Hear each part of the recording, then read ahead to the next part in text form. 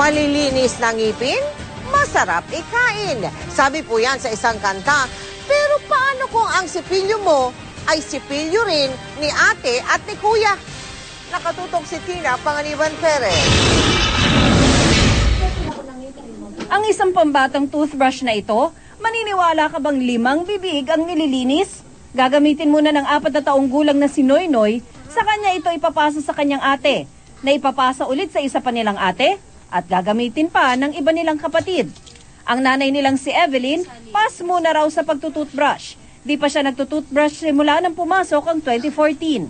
Mumog, tas halimbawa maliligo ako, yung damit ko, kukuskusin ko yan.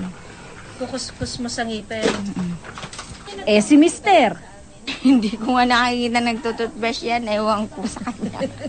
Sa liit daw ng kita ni nanay sa pagtatalop ng bawang, uunahin pa raw ba niyang bumili ng sariling sipilyo kesa sa pagkain?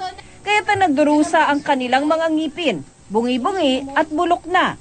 Di tulad ni na Evelyn, ang pamilya ni Lolita may kanya-kanyang toothbrush. Yun nga lang, nanggigitata na dahil hindi mapalitan ng bago.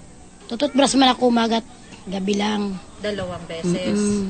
Kasi wala nang akong ipin din, dapat nga kakao din akong tututbrush.